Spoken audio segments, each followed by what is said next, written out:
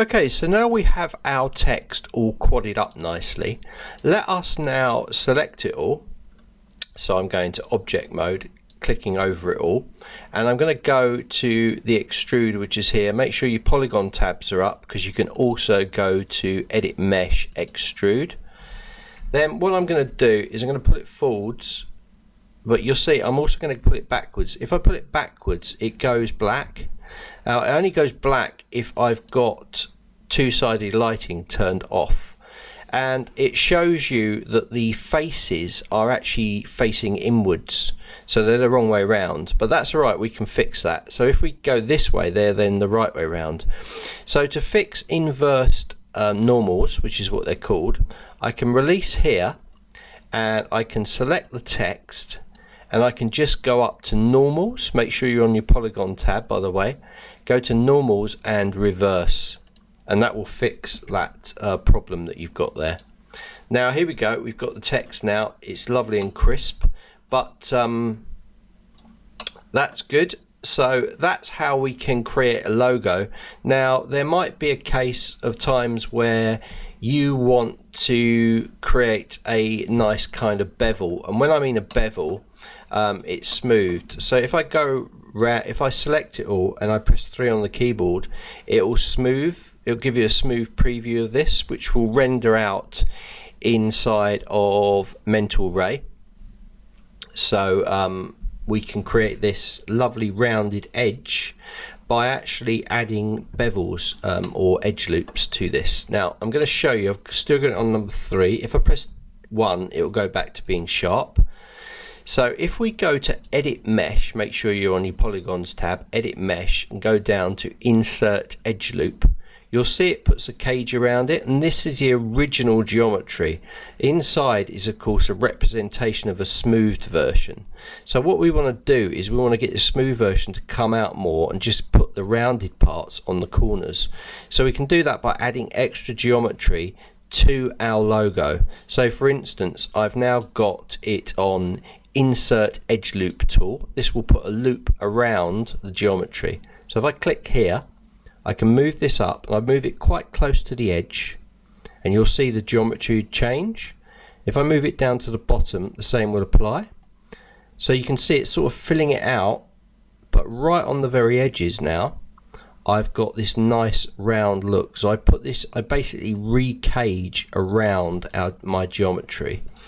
So if we look at it now under this smooth preview, it's the same as this, but because I've put those edge loops in there, it goes nice and sharp. If I press 1 on the keyboard, it'll go back to being sharp.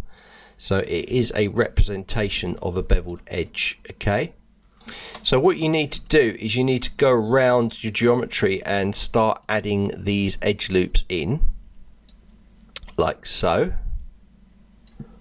if you want this effect. If you want it to be really sharp, you know, razor sharp, which in life nothing is, nothing's got a really sharp, well, apart from a scalpel, but even if you went under magnifying glass on a scalpel edge, you would see it was slightly beveled.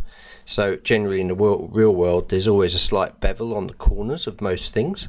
So I'm just going to click these, and I'm going to start to go into these and start to add this beveling to the edges, like that, a little bit there. And I'll just check it before I move on. That looks quite nice. If you press Y on the keyboard, it will go back to the last tool, or you can go up to edit mesh, insert edge loops.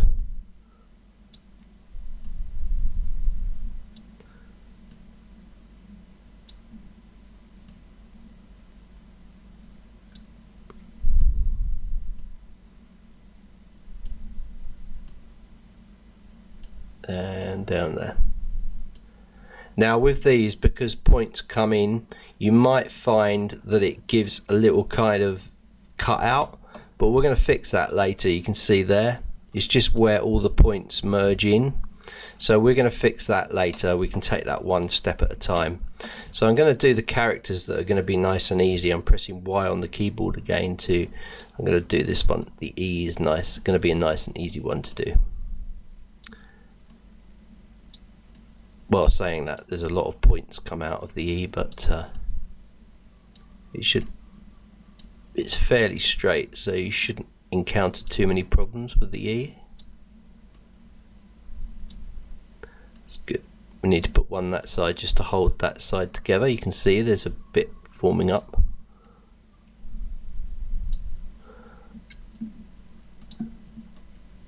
Yeah, it's pretty good. The end's an area, I'm pressing Y on the keyboard again. The end's an area that could potentially cause a problem.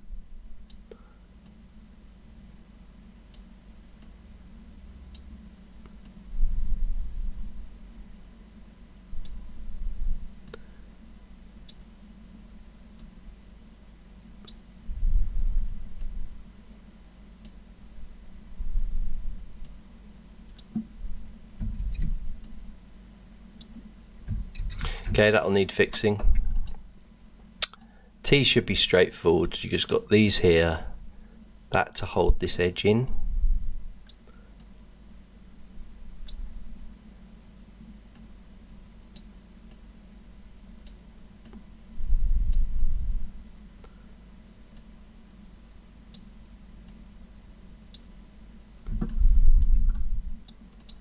Okay, that's good. We've got a little bit of fixing to do there, but not a problem. And of course the L, which is going to be the easiest one to do.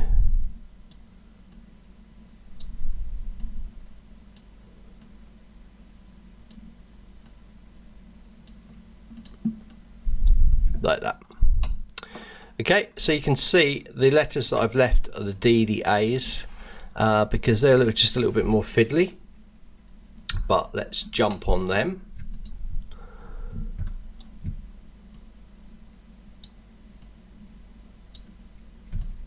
I need to put one inside the D here.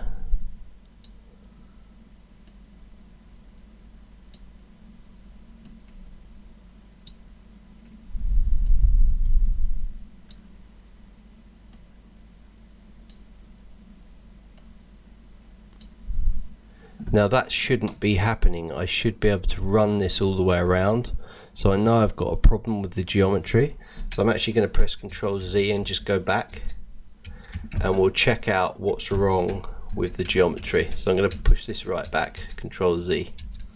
Okay, and we'll check that out in the next lesson where we'll finalize it. So you can see adding bevels can cause lots of problems, but it gives you a really nice edge look to it. So yeah, we'll continue in the next lesson.